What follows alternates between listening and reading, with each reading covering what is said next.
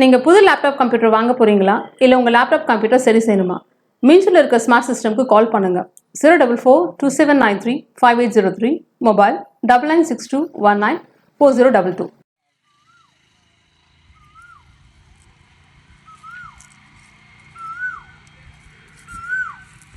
இது இந்த சத்திரத்தில் வந்து சுமதாங்கின்னு ஒன்று இருந்தது. அந்த சுமதாங்கியில் அந்த காலத்தில் மெயில் வசதி, ஏரோப்ளான் வசதி எல்லாம் இல்லாத போது நடந்து போவாங்க. அந்த காசி யாத்திரைக்கு போகிறார் பாரு.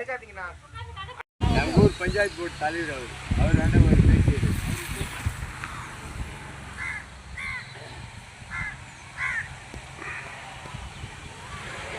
இந்த மாதிரி எங்கள் வீடு இடிக்கிறேன்னு வந்திருக்காங்க சார். இப்போ நாங்கள் இருக்கிறதுக்கு இன்னைக்கு வேலைக்கு போனாதான் எங்களுக்கு சாப்பாடுன்ற நிலைமையில இருக்கிறோம். இவ்வளோ நாள் விட்டுட்டு வந்து இவ்வளோ நாள் இருந்தாங்க. இப்போ இந்த இடத்துக்கு நீங்கள் இதுவும் கட்டக்கூடாது, வீடு கட்டக்கூடாது, எதுவுமே செய்யக்கூடாதுன்னு சொல்லியிருந்தா நாங்கள் இந்த இடத்துல இருக்க வேண்டிய அவசியமே இல்லைல்ல.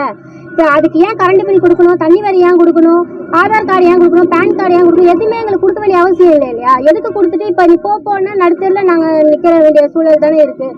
எங்களுக்கு கொடுக்க வேண்டிய அவசியமே இல்லை. போனா நாங்கள் எங்கே போக முடியும்? ஒரு இதுவாக இருந்துட்டு 2 குழந்தைங்க வச்சுட்டு இருக்கிறோம். நாங்கள் போன்னு சொல்றாங்க, எங்களை வீடு இடிக்க வர இல்ல சார். இருந்தாலும் வந்து அந்த அதுதான் இப்ப இந்த இடத்த வந்து ஒரு அறநிலையத்துறைக்கு அமைச்சிட்டீங்கன்னா நாங்க டைரக்டா கவர்மெண்ட்டுக்கே வந்து நாங்க வரி கட்டுற மாதிரி ஏதாவது பண்ணி கொடுத்தீங்கன்னா எங்களுக்கு கொஞ்சம் ரொம்ப நல்லாவே இருக்கும் சார்.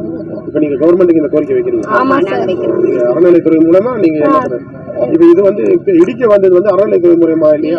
இல்ல சார், அலுவலர்கள் அப்படி இல்ல சார். செட்டியார் தான் வந்து எங்களை மிரட்டுறாங்க. ஒரு வாட்டி, ஒரு 6 மாசத்துக்கு ஒரு வாட்டி, ஒரு வருஷத்துக்கு ஒரு வாட்டி நீங்க இங்க இருக்கக்கூடாதுன்னு சொல்லி ரொம்ப மன உடைச்சலுக்கு ஆளாக்குறாங்க. நிம்மதியா நைட்டு கூட தூங்க முடியல எங்களால. வந்து நாங்க இடிச்சே தீருவோம். ஒரு வாட்டியும் வந்து வேலையை விட்டுட்டு நம்ம எவ்வளவு நாளைக்கு நம்ம இங்க இருக்க முடியும்? நம்ம ஒரு நாளைக்கு வேலைக்கு போனாதான் நம்மளுக்கு கூலின்னு இருக்கு. ரொம்பவே மன உடைச்சலா இருக்கு. அதுக்கு கவர்மெண்ட் என்ன நடவடிக்கை எடுக்கணுமோ அதை எடுக்கணும்னு நான் ரொம்பவே கேட்கிறேன். நித்யா கார்த்திகேயன். 100 குடும்பம் இருக்கு. நாங்கள் குடும்பமா இருக்கிறது பேர்ல எங்களுக்கு பட்டா கொடுங்கன்னு கேட்கும்போது அறநிலையத்துறையில் என்ன வருது, ரெக்கார்டில் என்ன வருதுன்னா தற்காலிக தர்மகர்த்தான்னு இருக்க தவிர மோகன சுந்தரமோ அவரோட தனிப்பட்ட ட்ரஸ்டியோ இதில் இல்லவே இல்லை, சம்மந்தமே இல்லை. அதுக்கப்புறம் தான் HRNC உள்ள வந்து சமூக ஆர்வலர் ஒருத்தருக்கு பெட்டிஷன் போட்டு இது முழுக்க கோயிலுக்கு தான் சொந்தமானது. இது வருஷம் இந்த இடத்துல பெரிய சத்திரம் இருந்தது. இந்த சத்திரத்தில் அந்த தேர் திருவிழா நடக்கும்போது மோரும் நீரும் கொடுப்பாங்க. இந்த பக்கம் பாத யாத்திரை போகிறவங்க எல்லாம் தங்குற இடம் தான் இது. இந்த இடமா தான் இங்கே இருக்கு. பிரிட்டிஷ் காலத்திலேயே இதை வந்து பொதுவாக கொடுத்துருக்காங்க.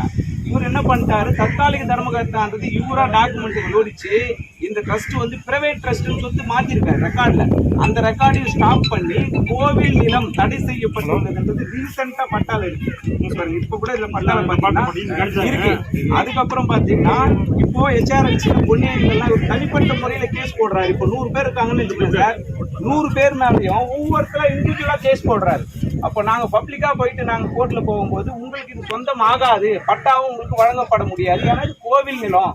பெருமாள் கோயில்ல மீண்டும் எப்படி தங்கியிருக்காங்களோ அதே மாதிரி நீங்க தங்கி இருக்கலாமே தவிர பட்டா வழங்குறதுக்கான எங்களுக்கு அதிகாரம் கிடையாதுன்னு சொல்லிட்டு கலெக்டர் ஆபீஸ்ல இருந்து டிபார்ட்மெண்ட்ல எல்லாமே சொல்லிட்டு அப்புறம் நாங்க என்ன பண்ணிட்டோம், கேஸுக்கு நாங்க வாதாட போல.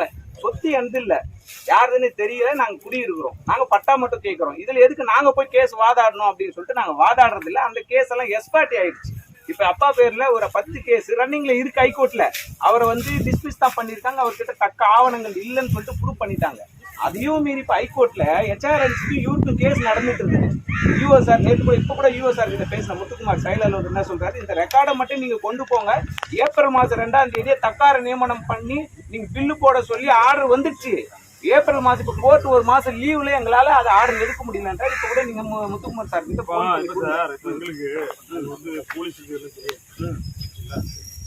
போலீஸ்ல வந்து இப்போ நீங்கள் தாசார் மூலமாக சர்வே ப்ரொடக்ஷன் கேட்டிங்கன்னா தாசாருக்கு ஒரு ரிக்வஸ்ட் கொடுத்தா ப்ரொடக்ஷன் வருவோம் நாங்கள். ஓகே புரிஞ்சுங்களா? அது மாதிரி எங்களுக்கு கோர்ட் மூலமாக கோர்ட் வந்து மேடம் வந்து கோர்ட் ஸ்டாப் ஆகும். அவங்ககிட்ட இருந்து எங்களுக்கு வந்து ப்ரொடக்ஷன் வந்ததுனால தான் நாங்கள் வருவோம்.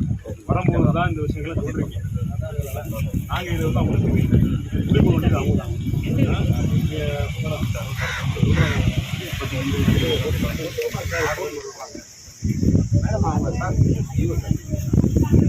சார் யாருக்கு ஏற்கனவே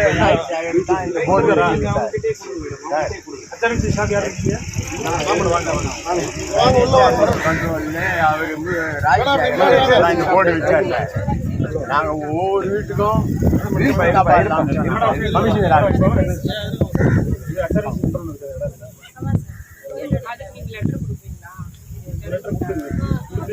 அவங்க பிடிச்சிருக்கோம் கேட்டுக்குவாங்க. அவங்க என்ன ஏன்னா இதில் சார் இதில் முடிவு பண்ணுற அதிகாரம் யாருக்குமே கிடையாது. யாரும் கிடையாது. ஏன்னா இதில் வந்து நாங்கள் வந்து ப்ரொடெக்ஷன் வந்துருக்கோம். நாங்கள் உங்களுக்கு பிரச்சனை வரக்கூடாது, அவங்களுக்கு பிரச்சனை வரக்கூடாது. ப்ரொடெக்ஷன் பாதுகாப்புக்காக நீங்கள் வந்து இதில் மேடம் நீங்கள் கரெக்டாக ஏஜென்சி இடம் சொல்லி கொடுத்துட்டாங்க அப்படின்னா அவங்க கோர்ட்டில் சொல்ல போகிறாங்க. கோர்ட் வந்து என்ன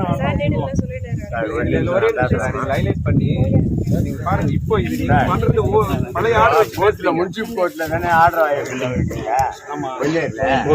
இப்ப என்னுடைய கேஸ் வந்து சப் கோர்ட் பக்கத்துல கூடுதல் கோர்ட்ல சரி சப்போர்ட் ஆர்டர் ரெண்டு கோர்ட்டில் உள்ள ஆர்டர் இங்கே சொல்லி இது பண்ண வேண்டியது. சார் அவனுக்கு அந்த அம்மா அமீனாவா இப்போ இந்த ஆர்டர் வந்து இப்போ பல்லவன் சார் எடுத்து நடத்துறாரு.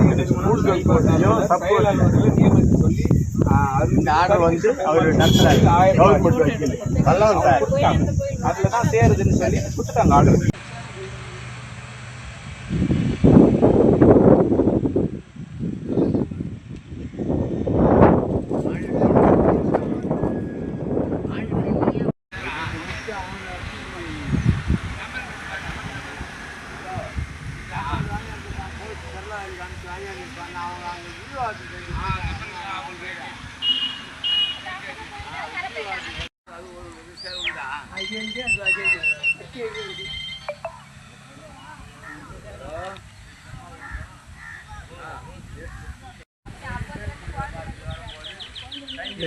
போஸ்ட் வரைக்கும் தான்.